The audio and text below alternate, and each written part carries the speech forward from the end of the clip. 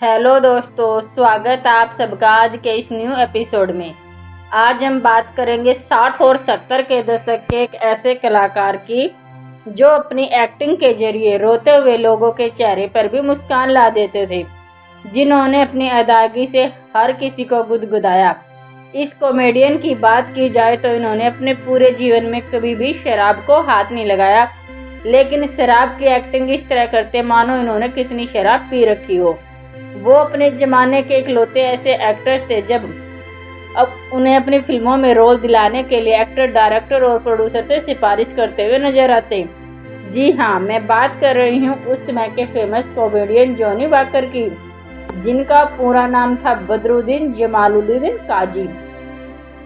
इनका जन्म 11 नवंबर 1920 को मध्य प्रदेश के इंदौर शहर के एक मिडिल क्लास मुस्लिम फैमिली में हुआ था। जिस समय इनका जन्म हुआ उस समय इनके पिताजी एक कपड़ा मिल में काम करते थे, लेकिन किसी कारणवश कपड़ा मिल बंद हो जाने के बाद वे अपने परिवार के साथ नासिक आ गए। जॉनी वॉकर ने शुरू से ही एक्टर बनने का सपना देख रखा था। अपने 10 भाई बहनों में जॉनी वॉकर दूसरे नंबर पर आते थे। परिवार का पेट पालने के लिए वो बेस्ट बस सर्विस में कंडक्टर की नौकरी करते थे।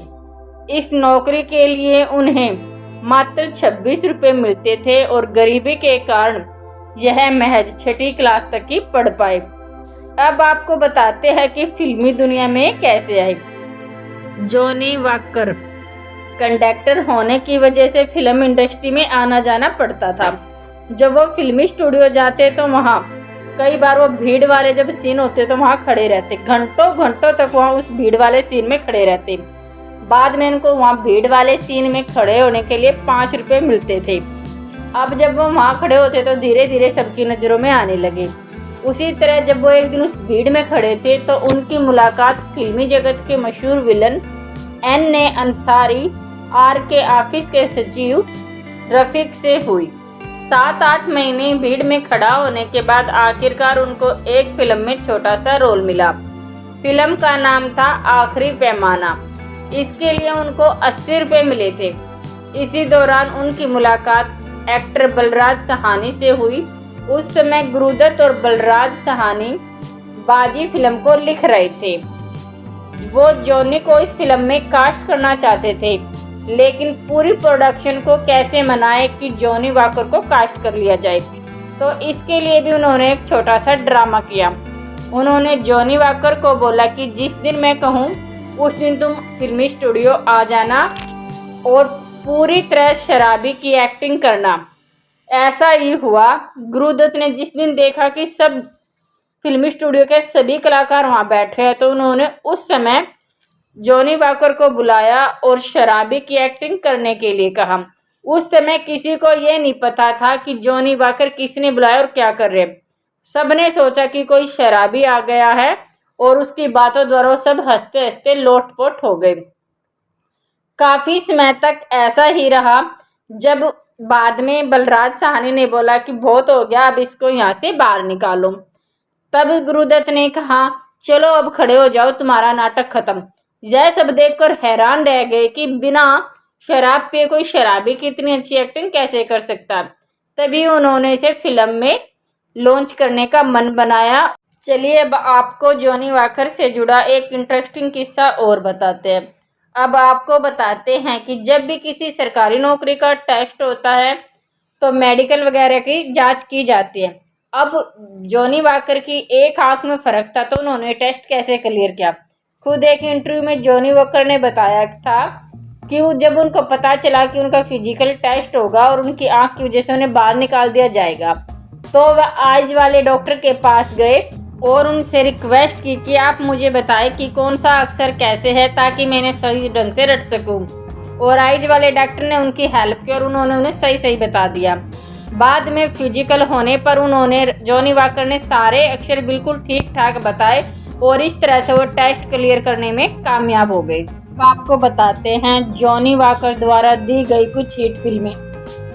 मधुमती, प्यासा, CID, नया दौर और मेरे महबूब जैसी सदाबहार फिल्मों में उन्होंने काम किया। इसके बाद जॉनी वॉकर को उनकी शानदार अदाकारी के लिए पहला फिल्म फेयर अवार्ड 1959 में आई फिल्म मधुमती में बेस्ट सपोर्टिंग एक्टर के लिए मिला था। इसके बाद फिल्म शिकार के लिए उन्हें बेस्ट कॉमिक एक्टर के फिल्म फेयर अवार्ड से नवाजा गया था। एक बार जॉनी वॉकर से किसी ने पूछा कि तुम शराब पीते भी नहीं, शराब को हाथ भी नहीं लगाते, फिर तुम कैसे इतनी अच्छी एक्टिंग शराबी की कर लेते हो? तो जॉनी वॉकर ने जवाब दिया, राजेश खन्ना और देवानंद फिल्मों में मरने की एक्टिंग करते हैं, क्या तो उन्होंने मर के देखा है? चलिए अब आपको बताती है कि जॉनी वॉकर का नाम कैसे पड़ा। गुरुदत्त की हर फिल्म में जॉनी का एक रोल फिक्स होता था और शराब की एक्टिंग अच्छी करने के कारण गुरुदत्त ने अपने फेवरेट विस्की ब्रांड के नाम पर उनका नाम जॉनी वॉकर रखा। अब जानिए जॉनी वॉकर और मंद्रास का 36 का आंकड़ा। उस समय साउथ की फिल्में बननी शुरू हो गई थी, तो उसमें काम करने के लिए जॉनी वॉकर को भी बुलाया गया। जॉनी वॉकर ने एक फिल्म साइन की और वह मद्रास के लिए रवाना हो गई। जैसे ही वो मद्रास के लिए गए, वहां जाकर उन्होंने एक होटल लिया और होटल में रुके। कुछ ही समय बाद फ़ोन आया कि उनकी पत्नी के भाई यानी उनके साले नहीं रहे। वो तुरंत वापस मुंबई आए। मुंबई आने के कुछ दिन बाद वो वापस फिल्म की शूटिंग करने के लिए मद्रास गए। अब की बार वो जैसे ही मद्रास पहुंचे, फिर होटल गए। कुछ समय बाद फ़ोन आया कि आपकी माँ नहीं रही।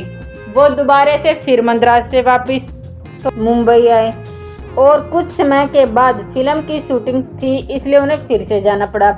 अब तीसरी बार वो जब मद्रास गए और वहाँ रुकने का प्रोग्राम बनाया, तो कुछ समय बाद फिर से फ़ोन आया कि आपके अजीज दोस्त गुरुदत्त नहीं रहे। इसके बाद वो मद्रास से वापस आए और उन्होंने फैसला किया कि मैं कभी मद्रास नहीं जाऊंगा, और उन्होंने इस फिल्म को भी छोड़ दिया।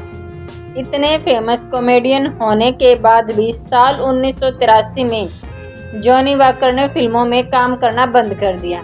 ऐसा नहीं कि उनको काम नहीं मिल रहा था, लेकिन उन्होंने खुद ही फिल्मों में काम करना बंद कर दिया, क्योंकि उनका मानना था कि उस समय फिल्मों में अश्लीलता ज़्यादा बढ़ती जा रही है और कॉमेडी का स्तर बिल्कुल गिरता जा रहा है। लोग उनसे डबल मीनिंग वाले डायलॉग बुलवाना चाहते हैं, जो उनके रूल के खिलाफ था। इसलिए उन्होंने लंबे समय से इंडस्ट्री से दूर रहना पसंद किया। लेकिन 1997 में आई कमल हसन की फिल्म चाची 420 से उन्होंने कमबैक किया। फिल्म में देखकर उनके फैंस उन्हें बहुत ज़्यादा खुश हुए। फिल्म भी बॉक्स ऑफिस पर अच्छी चली, लेकिन जॉनी वॉकर इस फिल्म को नहीं करना चाहते थे। उन्होंने अपने दोस्त गुलजार और कमल हासन की रिक्वेस्ट करने के बाद इस फिल्म में शराबी मेकअप आर्टिस्ट का रोल किया था। जॉनी वॉकर ने 29 जुलाई 2003 को दुनिया को अलविदा कह दिया। उनकी बेटी ने बताया कि उन्हें डायबिटीज थी, जिस कारण उनकी किडनी खराब हो गई थी। कई दिनों तक वो हॉस्पिटल में ही रहे। उनकी आखिरी इच्छा थी कि वो बचा हुआ अपना सारा वक्त अपने घर परिवार के साथ बिताएं।